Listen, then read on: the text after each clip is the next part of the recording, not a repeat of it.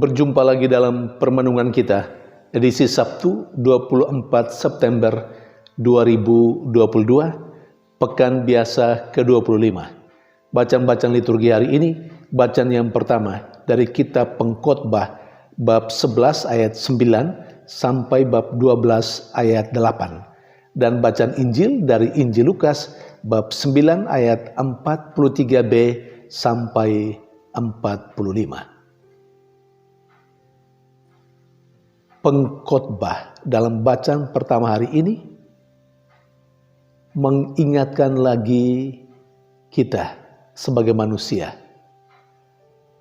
Yang diingatkan pengkhotbah adalah segala sesuatu di dunia ini sia-sia.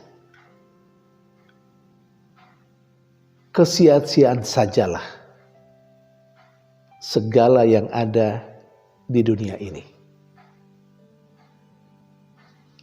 Kalau orang mengikuti kesia-siaan itu, maka hidupnya juga adalah sia-sia. Dan karena orang memahami bahwa hidup itu adalah sia-sia, orang bisa saja atau lebih cenderung untuk hidup sesuka hatinya. Tetapi pengkhotbah juga menegaskan,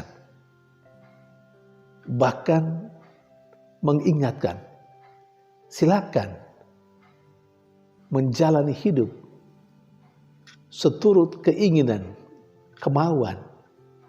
Silakan melihat menurut apa yang mau dilihat oleh mata. Tapi ingat, pada akhirnya Allah yang akan mengadili. Ini poin penting. Kesia-siaan dalam hidup bisa mendorong orang untuk tidak mau mengisi sesuatu yang lebih berarti dalam hidupnya. Boleh saja menurut pengkhotbah, tetapi pengkhotbah juga mengingatkan sekali lagi, pada akhirnya apa yang dijalani dalam hidup diadili oleh Tuhan. Karena itu, sebenarnya secara tersirat pengkhotbah mengharapkan supaya manusia sendirilah yang harus memaknai kehidupannya dalam apa yang disebut sebagai sia-sia dalam hidupnya.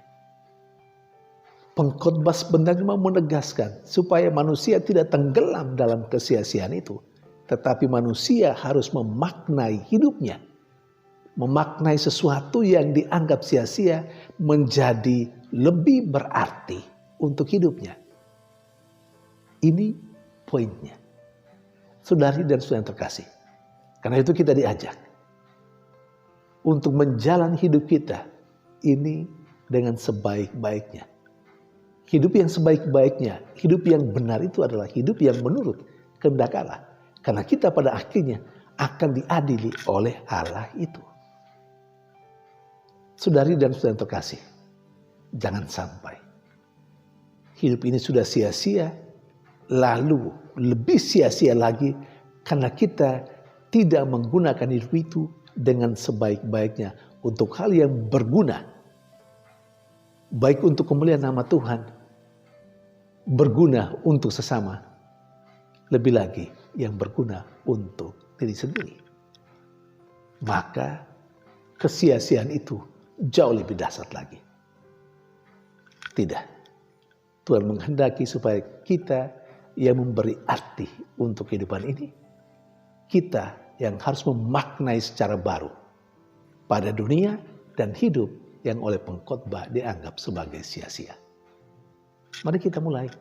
Mari kita mengisi hidup kita dengan memberi arti yang baru, dengan memaknai hidup kita dengan sesuatu yang berguna untuk Tuhan, untuk sesama, dan untuk diri kita sendiri. Saudari dan saudara yang terkasih, sementara dalam bacaan Injil hari ini, Yesus berbicara tentang dirinya sebagai anak manusia yang akan menderita dan mengalami kematian. Para murid Yesus sebenarnya tidak mengerti tentang apa yang Yesus katakan itu. Tapi mereka juga tidak mau bertanya. Mereka buat seolah-olah mereka mengerti. Tetapi sebenarnya tidak mengerti. Saya teringat pada sebuah ungkapan. Malu bertanya, sesat di jalan. Saudari dan saudara yang terkasih, bisa saja orang menjadi malu bertanya karena ada anggapan dalam keseharian. Orang yang bertanya itu adalah orang yang bodoh. Sebenarnya bagi saya, mungkin bagi saudara-saudara sekalian, orang yang mau bertanya adalah orang yang pintar. Karena dia mau tahu lebih jauh. Dia tidak mau menjalani hidup ini tanpa dia mengerti tentang hidupnya.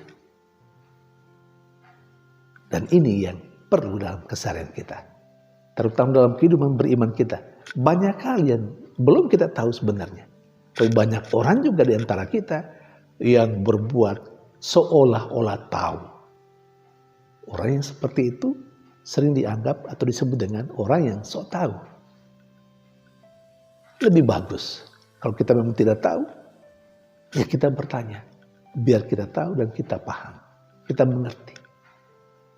Banyak kali karena orang tidak mengerti, maka orang tidak menjalani hidupnya dengan baik. Orang tidak mengerti tentang pekerjaannya, tentang statusnya. Akhirnya hidupnya juga begitu-begitu saja. Hidupnya tidak sepadan dengan panggilannya. Tapi kalau orang mengerti, dan orang yang mau mengerti, orang yang selalu mau bertanya kepada orang lain yang jauh lebih mengerti. Banyak tuh di antara kita yang malu, nanti dianggap bodoh. Akhirnya seakan-akan tahu, tapi tidak tahu. Dan itulah orang yang sok tahu. Saudari dan saudara terkasih, mari kita terus belajar. Supaya kita lebih banyak memahami dan mengerti. Karena hemat saya, orang yang mengerti tentang hidupnya, dia akan menjalani hidupnya sesuai dengan pemahaman dan pengertiannya. Tuhan memberkati.